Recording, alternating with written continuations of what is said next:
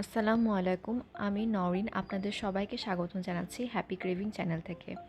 আজকে আমি আপনাদেরকে তৈরি করে দেখাবো বিফ শাশলিক। এই শাশলিকটি খেতে অসম্ভব মজার এবং আমি আশা করব যে আপনারা আমার রেসিপিটি দেখে বাসায় অবশ্যই ট্রাই করবেন। আমার রেসিপিটি যদি আপনাদের ভালো লেগে থাকে তাহলে অবশ্যই চ্যানেলটি সাবস্ক্রাইব করবেন।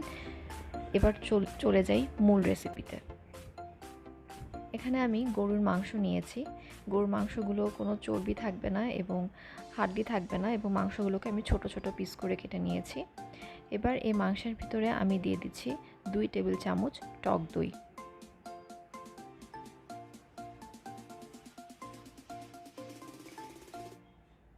এবার আমি এখানে দিচ্ছি 1 টেবিল চামচ লেবুর রস।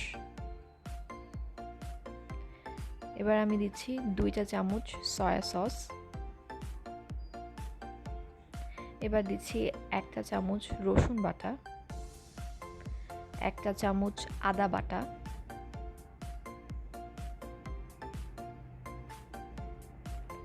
আধা চা চামচ গরম মশলা বাটা। আপনারা চাইলে গরম মশলা গুঁড়া দিতে পারেন। 1 চা চামচ মরিচের গুঁড়া, আধা চা চামচ গোলমরিচের গুঁড়া, স্বাদ মতো লবণ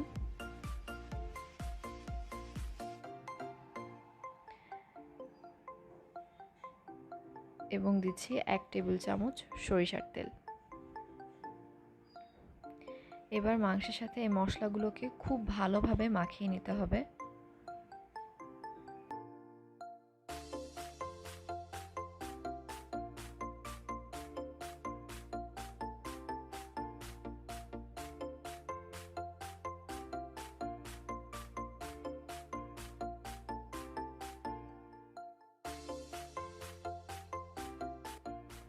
মাংসটা খুব ভালো মতো মাখানো হয়ে গেলে আমি একটি প্লাস্টিকের র্যাপার দিয়ে এটাকে ঢেকে দিচ্ছি এবং এটাকে মেরিনেট হতে রেখে দিব ফ্রিজে 4 ঘন্টার জন্য। তবে যদি ওভারনাইট রাখা যায়, অর্থাৎ যদি পুরো রাত এটা রাখা যায় ফ্রিজে, তাহলে আরও ভালো হয়। 4 ঘন্টা পর আমি মাংসটা বের করে নিয়ে এসেছি। এবার মাংসের সাথে আমি কিছু সবজি মিশাবো। এখানে আমি ক্যাপসিকাম, টমেটো এবং পেঁয়াজ ব্যবহার করছি। এখানে আমি যে সবজি ব্যবহার করছি সেগুলোকে একটু মোটা করে কাটতে হবে, কারণ আমরা জানি গরুর মাংস সিদ্ধ হতে সময় লাগে এবং সবজিগুলো যদি আমি মোটা করে কাটি তাহলে কিন্তু গরুর মাংস সিদ্ধ হওয়ার সাথে সাথে সবজিগুলো ততক্ষণ পর্যন্ত ভালো থাকবে। তা না হলে সবজি যদি বেশি চিকন করে কেটে ফেলি তাহলে কিন্তু দেখা যাবে যে মাংস সিদ্ধ হয়নি অথচ সবজিগুলো কিন্তু সিদ্ধ হয়ে নেতিয়ে পড়েছে। এজন্যই আমি সবজিগুলোকে মোটা করে কেটেছি। এখানে আমি ক্যাপসিকাম দিয়ে দিয়েছি 1 কাপ, পেঁয়াজও এখানে আমি 1 কাপ দিয়েছি এবং টমেটো আমি এখানে 1 কাপ পরিমাণ ব্যবহার করেছি এবং এই সবজিগুলোকে এখন মাংসের ভিতরে দিয়ে খুব ভালোভাবে মাখিয়ে নিতে হবে।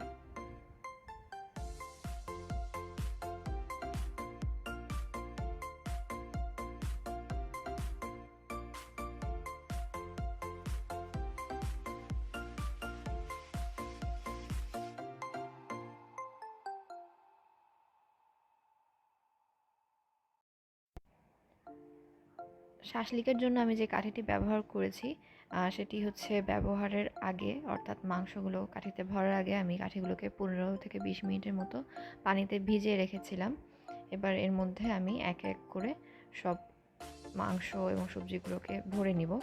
আমি প্রথমে পেঁয়াজ দিয়েছি, এরপর ক্যাপসিকাম,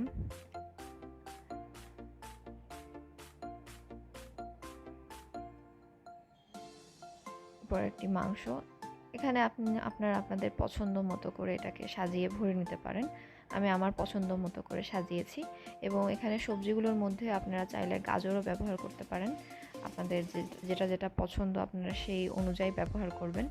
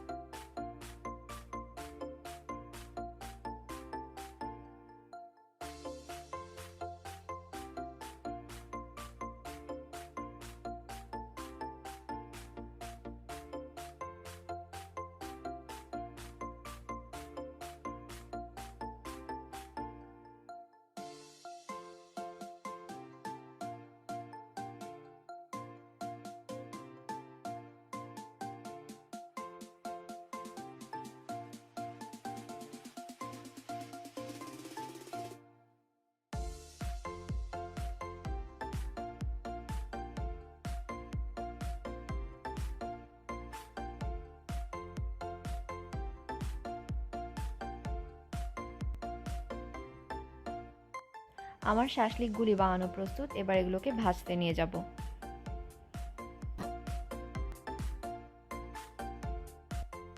আমি এখানে একটি ফ্রাই প্যানে তেল দিয়ে দিয়েছি এবং তেলটি সামান্য গরম হয়েছে। আমি এখানে কম তেলই ব্যবহার করেছি, কারণ মাংসে কিন্তু অলরেডি তেল দেয়া আছে। এবার আমি শাসলিকগুলিকে এই গরম তেলের মধ্যে এক এক করে দিয়ে দিব। আমি কিন্তু এখানে সয়াবিন তেল দিয়েছি ফ্রাই প্যানে, এবং শাসলিকের ভিতরে কিন্তু আমি সরিষার তেল দিয়েছি। আসলে সরিষার তেল দিলে হয় কি, যে একটা সুন্দর স্বাদ আসে, যেটা আপনারা বাসায় রান্না করে খেয়ে দেখলেই বুঝতে পারবেন।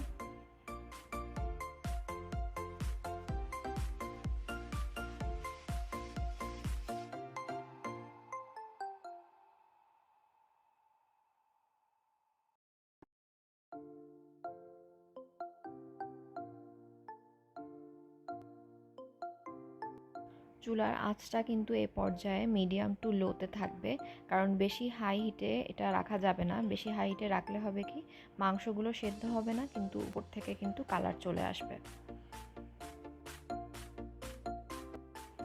আমি মাংসটি 10 মিনিটের জন্য ঢেকে রেখেছিলাম সেদ্ধ হওয়ার জন্য। এবার আমি শাসলিকগুলোকে উল্টে দিব, তবে তার আগে আমি এখানে মাংস মেরিনেশনের যে মশলাটা ছিল সেটা উপর থেকে দিয়ে দিচ্ছি। আমি চামচ দিয়ে দিচ্ছি, আপনারা কিন্তু ব্রাশ দিয়েও দিতে পারেন।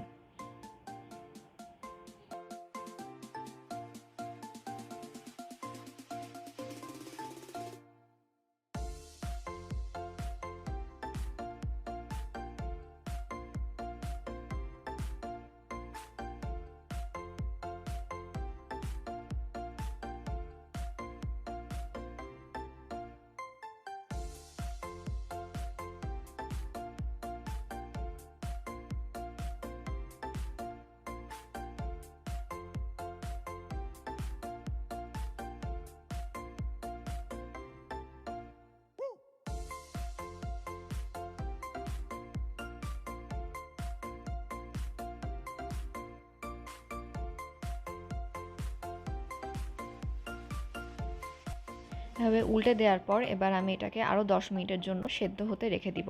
চুলার আঁচটা কিন্তু মিডিয়াম থেকে লোতে থাকবে।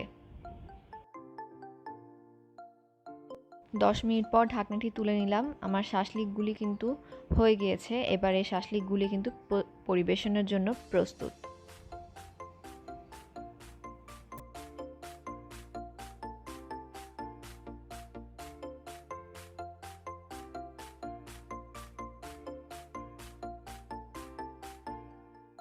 তৈরি হয়ে গেল গরুর মাংসের শাসলিক। আশা করি আমার রেসিপিটি আপনাদের ভালো লাগবে। যদি ভালো লাগে তাহলে অবশ্যই কমেন্ট করে জানাবেন এবং চ্যানেলটি সাবস্ক্রাইব করবেন। ধন্যবাদ।